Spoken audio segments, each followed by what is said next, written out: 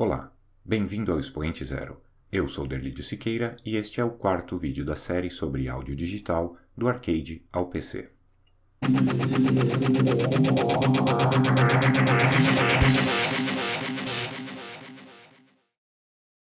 Antes de começar a falar sobre chiptune, como eu havia prometido, eu preciso falar um pouquinho sobre frustração. Nos episódios anteriores, nós vimos alguns marcos da história dos arcades e cobrimos um espaço de tempo que foi de 1971, com o lançamento do Computer Space, a 1985, com a Terra Cresta. No finalzinho desse período, eu estava tendo meu primeiro contato com um computador, um TK-85 da Microdigital. A máquina era um clone nacional do ZX81 da Sinclair, bastante difundido na Europa, e foi lançado por aqui em 1983. Tinha modelos de 16 e 48K de memória, teclado chiclete, resolução de texto de 32 colunas por 22 linhas e resolução gráfica de 64 por 44 pontos, que eles chamavam de semigráfico.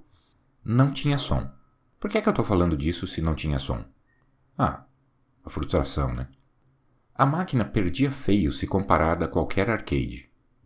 Carregar um jogo era um exercício de paciência. A mídia era fita cassete e a taxa de transferência variava de 300 a 1.200 baldes. Dependendo de quando você começou no mundo da informática, balde é uma unidade de medida que você nunca deve ter ouvido falar.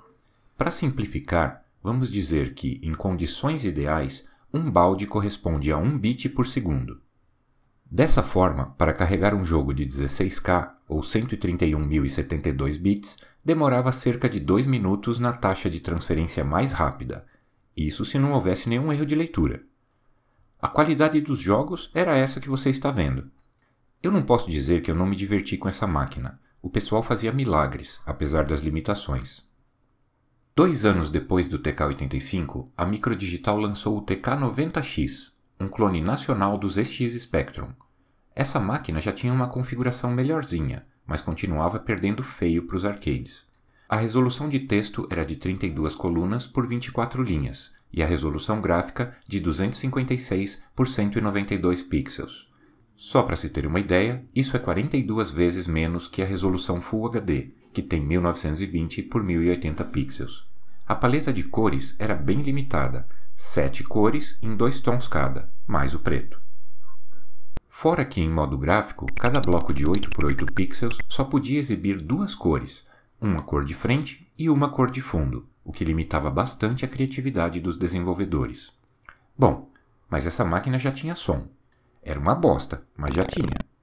Ela não tinha muito poder de processamento, então os jogos, com raras exceções, limitavam-se a uma musiquinha de introdução e, durante o gameplay, apenas alguns efeitos sonoros. Olha a frustração aí de novo. A coisa só começou a melhorar quando apareceu essa máquina aqui, o MSX. No Brasil, ela tinha 2 versões, o Hot Beat da Sharp e o Expert da Gradiente. Esse último foi o primeiro computador que eu consegui comprar. Até então, eu só tinha acesso a computadores no laboratório do colégio e na casa de amigos.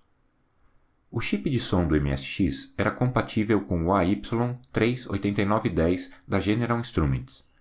Os jogos não eram no mesmo nível dos arcades da época, mas eram muito superiores aos dos consoles de videogame contemporâneos.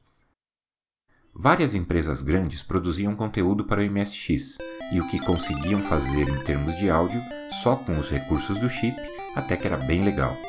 Isso que você está ouvindo é o que se pode chamar de chiptune na forma mais clássica. Chiptune é isso, música produzida inteiramente por um chip de áudio. Com o passar do tempo, o termo ganhou uma abrangência um pouco maior.